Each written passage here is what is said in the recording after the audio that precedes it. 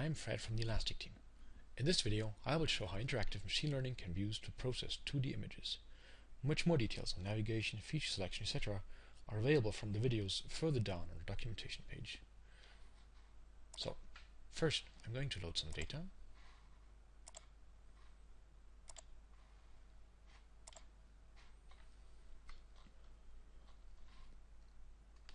I'm using some of the pretty images from the cell-centered database.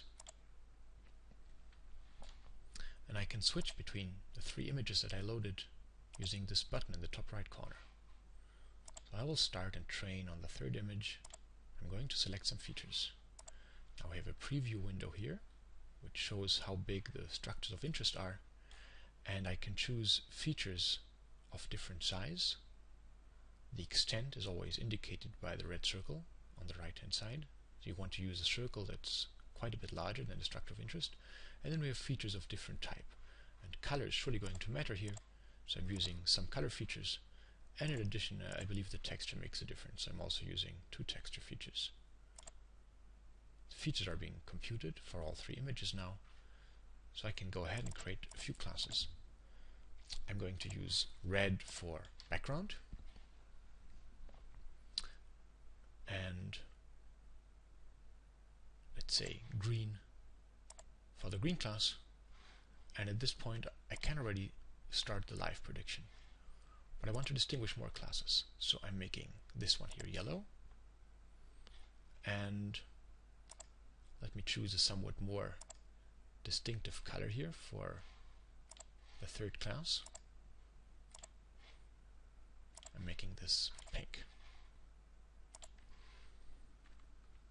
Okay, and I'm now going to mark one of these cells, and the program goes away and finds everything that looks similar. So now we have a first classification, and we can now go ahead and refine this. So for example, there was some color smear in the background, which I can reduce by giving a few more labels here. This part of this yellow class looks quite a bit different from the remainder, so I need to add a few more labels here to convince the program that yes, that should all be part of the same class. I can also ask the program where its uncertainty is greatest, and you see that we have quite some uncertainty here at the transition from background to foreground, so I'm going to add a few more labels here to clarify what I mean. I'm saying this is still part of the background, and you see that my uncertainty in this area has now been reduced quite a bit.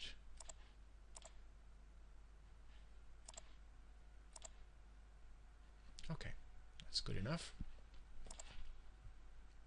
And there's a lot of uncertainty here. And now I need a really fine brush to make clear the difference between these different classes here, because this should be the purple class and outside not. So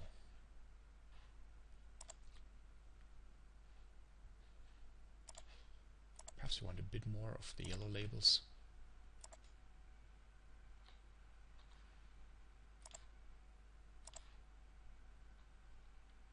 Let's look at the resulting segmentation.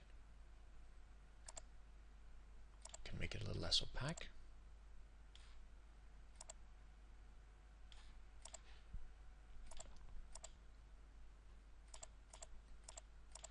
And can switch between the raw data and the segmentation we have here.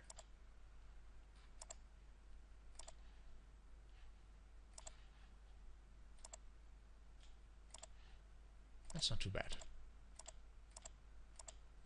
Okay, so I stopped the live prediction mode and switched to one of the other images to see how we're doing on this other image with what we've learned so far.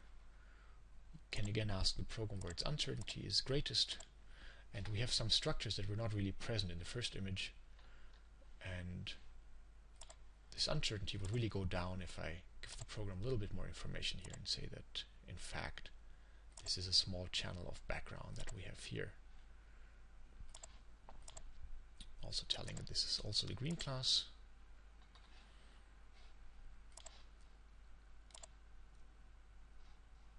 And in this way I'm having having a kind of conversation with the program, telling it what I know about the sample.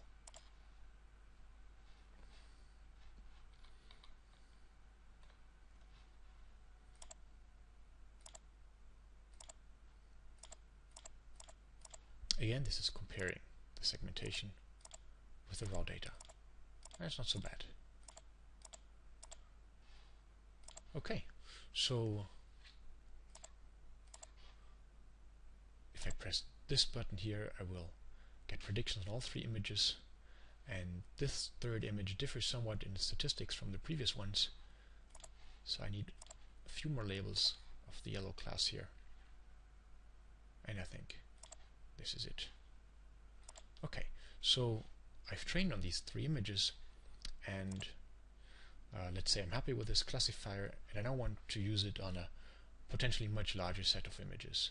So I'm switching to the Automate Classification tab.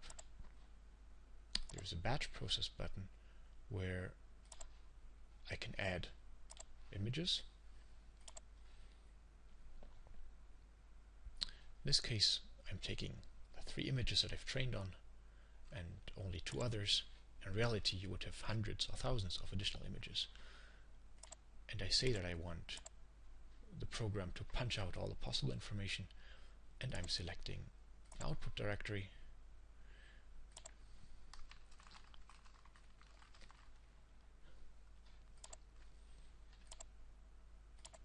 Here we go.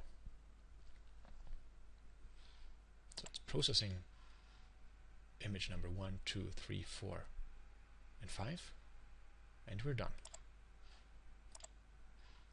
Let's look at the result.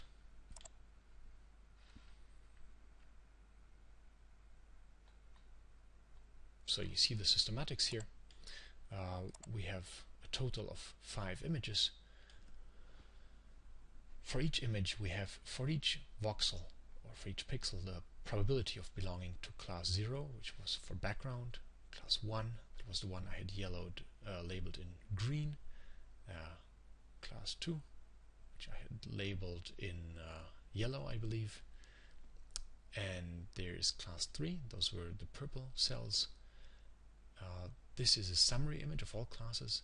It looks dark, but actually that's because it has the values 0, 1, 2, and 3. So if you brighten this image up, you would see all classes at the same time, the segmentation.